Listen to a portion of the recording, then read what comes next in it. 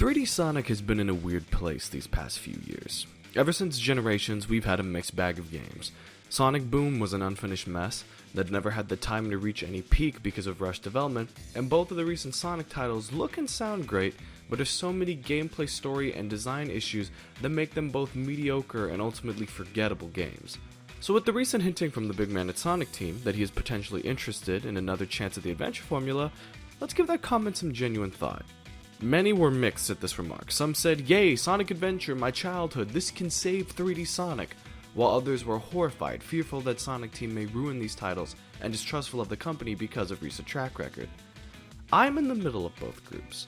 I have been personally extremely disappointed with Sonic Team and their recent endeavors, but I genuinely think that a heartfelt attempt at recreating the magic of the adventure formula can work if they have a hardcore group of people that are willing to put in the time, effort, and care into creating a true 3D Sonic game the same way that Christian Whitehead and company did when designing Sonic Mania. But how exactly should they go about this?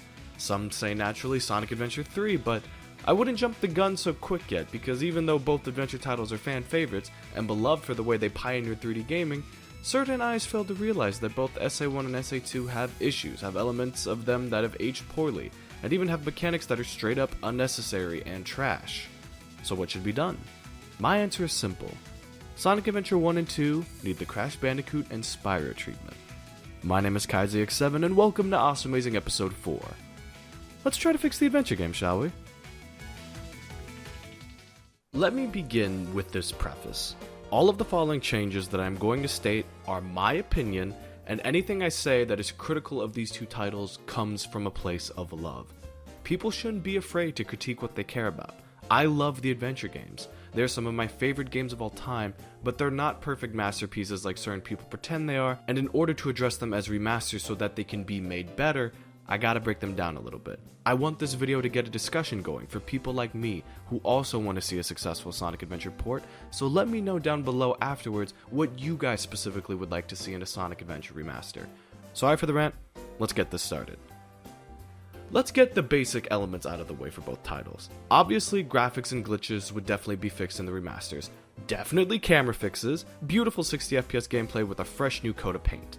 The physics in the game need to stay relatively similar besides fixing bugs of course, so that the sense of momentum building when your speed increases still stays prominent in both titles. Music could get a slight remaster, the same way they did for Crash and Spyro, even though I'd kinda like them to remain untouched because I feel they've aged really well. And of course Sega, please hire actual competent voice directors so that the current phenomenal cast of the Sonic games are able to give the stories of both games the life they deserve. No hate towards the actors of the original adventure games, a lot of the dialogue is really hilarious. But the absolute crap direction and mistranslation really hurt the voice acting of the original two titles and absolutely needs a revisit. Now for the more nitty-gritty part of the remasters. One thing that's really important for both parts of the games are the way you get ranks. In SA1, ranks are given around parameters. For example, beat the level, then beat the level with 50 rings, then beat the level in the allotted time for your C, B, and A ranks respectively. In Sonic Adventure 2, getting the highest rank is all about time management, doing tricks, and getting point bonuses to make sure you can achieve that glorious A rank. It's not easy to get an A rank on purpose, and people pride themselves when they've challenged and worked so hard on a specific level and finally end up attaining that A rank. The progression systems are different for each game, and they need to stay that way so that they can maintain their level of accuracy. Now that the basics are out of the way, let's dive into each of the individual characters for changes I'd like to see in each one. Let's start with the characters in Sonic Adventure 1. Sonic doesn't need to be fixed too much to me. The core of his gameplay and design is one of the best parts of SA1 that has aged incredibly well, and besides the obvious camera and bug fixes, I think Sonic holds up still really well. Tails like Sonic is also in the A-OK category for me. The structure of his racing style stages and crazy amount of airtime to breeze through the levels really works and should stay as close to the original as possible. Knuckles also is good in my opinion, with the hint system that works on each Master Emerald piece individually, and with flight and digging mechanics that give him quick map traversal. Just please fix the camera on Skydeck specifically. The camera on Skydeck is garbage. Amy Rose is where I would personally like a few changes to be made. Maybe it's just because it's in comparison to the other characters, but Amy definitely feels the slowest of all of the speed type characters. Maybe give a little bit more of a boost to her hammer jump, or a little bit faster momentum to her basic running speed, and possibly maybe a little more visual flair to Zero. I always liked the Terminator-esque style of her missions, basically having to run to the finish as fast as possible and avoiding Zero at all costs to not get caught. I think they're really good levels, I just wish Amy could be a bit faster and Zero could be a bit scarier. Big the Cat is in this weird category for me. There are two main ways of fixing the cluster that is this character. A, directly tell the player that the way to catch Froggy is to hold down on the control stick and press the action button, combined with fixing the garbage camera, or B, completely overhaul the big levels in some way to make them fun. Because if you can do that, if you can take fishing and find a way to make it super fun and enjoyable and actually worth the player's time, you may have a Game of the Year contender on your hands, because that would be awesome if you could do that. And lastly, we have Gamma, who like the first three falls into the A-OK category for me. Time crunch levels where slaying enemies boosts your timer and you have a boss to annihilate at the end of each stage. The pace and speedy shooter gameplay to me still holds up and works nicely. Maybe throw in an extra level or some branching paths here and there would be nice, but nothing too big to complain about for Gamma. As far as bosses and minigames, they're fine for me in SA1. Just one major offender being Chaos 4, I don't know, maybe you could have some way to differentiate the different fighting patterns between Sonic, Tails, and Knuckles so that it's not the same boss every single time. That would be nice.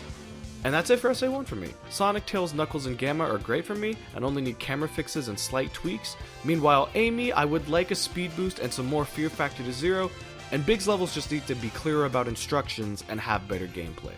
Or you could just have Big just be a 10 to 20 minute cutscene and that's it. That would be awesome if you just go to the player select menu, pick Big, you literally watch a 50 to 20 minute cutscene and you're done. I don't think anyone would complain about that whatsoever. Jokes aside, that's it for the changes I would like to see to SA1. Moving on to SA2. Let's begin with the Emerald Hunters, Knuckles and Rouge. 90% of the issues I have with the Emerald hunting stages can be fixed with one major change. Just make the Emerald radar the same as the one from SA1. Sega has admitted that the reason the radar in SA2 is the way that it is was due to time constraints, and a lot of the frustration of the treasure hunting stages is due to the fact you have to look for emerald shards and keys in the order the game specifies, playing arbitrary restraints on your experience. Fix this, and you fix a massive chunk of the gameplay. The last 10% is saved for the final stages of each path. Meteor Herd and Mad Space.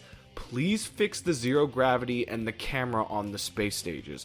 The bad treasure radar combined with the floppy physics on the last stages of both Knuckles and Rouge still to this day really make me dislike the ending of both characters' paths in the game. So I would really like these stages to be fixed so that newcomers and diehards can experience really fun treasure hunting stages that they will genuinely want to go back to and replay, besides Pumpkin Hill, because Pumpkin Hill is awesome. Secondly are the mech stages with Dr. Robotnik and Tails.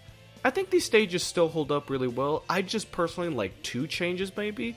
I wish there could be a bigger boost to jumps for both characters to help the mechs with those platforming sections, especially when you're really high up so you don't just fall straight down into bottomless pits. And maybe an upgrade at some point for both mechs to get Gamma style treads so that when the mechs are on the ground for a long time, they get a slight traversal boost and some smoother movement when on the ground. The only real stage I remember having problems with is Lost Colony for Eggman with really bad lighting in the Dreamcast and original GameCube version. Besides that single stage though, and maybe the tweaks to the mech gameplay, that's all the comments I have for them in general though. And lastly, the speedy hedgehog gameplay of Sonic and Shadow. This is the main part of Adventure 2 that has really stood the test of time and has maintained really replayable and solid. Besides camera tweaks, graphical updates, and bug fixes, I honestly don't think much needs to be changed for the Hedgehogs. Maybe a few more point bonuses here and there for them A-rank enthusiasts, but these stages really have aged well, and I feel they don't require many newer altered changes besides a graphical overhaul compared to the mech gameplay and definitely the treasure hunting gameplay. Bosses are pretty good for me here too. Maybe a hit or two less on King Boom Boo and maybe some visual flair, some added difficulty to the final hazard, but besides that, great bosses and not much needs to be changed for me. Now you might be wondering why I haven't mentioned a key element of both games that some of you really love. I wanted to hand that subject to someone who definitely has a lot more expertise than me. my good friend Chaos Driver. Let the people know what you think Sega should do with the Chow Garden. Let's talk about one of the most criminally underutilized features in the entire Sonic series, the Chow Garden. I'm going to focus mainly on the Sonic Adventure 2 Battle Chow Garden because the gardens in Sonic Adventure DX are inferior as they lack several fun features. So for those who aren't aware, Chow are A-life creatures that provide the player with an escape from all of the action in the main game. Instead of engaging in a war between good and evil, you can just hang out with some heckin' cute Tamagotchi-style virtual pets. Each Chow Garden is its own little world where you can play with your Chow or simply relax and watch them interact with their environment. You can spend the rings that you've collected in the main game to purchase new Chow eggs, food, or toys, and you can take your Chow to kindergarten so they can learn new activities to entertain you with. Additionally, there's a competitive element to the Chow Garden. Animals and chaos drives that enemies drop can be used to raise your Chow's 5 competitive stats. Your Chow have grades for each of these stats that determine how well they can perform, and you can selectively breed your Chow to aim for one with better grades. Once you're happy with their abilities, you can enter them into races, or even have them beat the life out of each other in karate matches. There are plenty of AI opponents to face off against, or you can challenge a friend to a race or battle using your own Chow or Chow from a second memory card. One of my personal favorite aspects of raising Chow is their high level of customization. There are tons of different Chow colors, you can give them animal features by having them play with lots of a specific animal, and you can even warp their appearance based on the good-evil alignment of the characters that interact with them. There are a bunch of secret styles too, like Sonic and Knight's Chow, Shiny and Invisible Chow that you can specifically breed for, and the elusive and immortal Chaos Chow that require multiple reincarnations and access to every animal in the game. There's so many different types of Chow to obtain that it gives the game kind of a Pokemon feeling, striving to obtain them all and make a huge collection of them. One last feature of note is the tiny Chow Gardens that some of the Game Boy Advance Sonic games have. They're effectively a portable discount garden that can hold one Chow and allow you to raise its stats and earn rings via minigames or by clearing stages in the main game. You can transfer Chow between your Game Boy and GameCube using the elusive link cable. The tiny Chow Garden is a great way to train your Chow quickly, and you can farm rings more easily too. There are also a bunch of special jewel-themed Chow eggs that you can only purchase from the tiny Chow Garden. I highly recommend making use of it if you happen to have all of the game's hardware and the cable to make it work. The Chow Garden is a great companion experience to the main adventure games that I highly recommend you experience. It's just unfortunate that we haven't had a game with the Chow Garden in so long. I also don't see why Sega hasn't capitalized on the potential for a Chow Garden app. I would totally play an app where I could take care of Chow from my phone.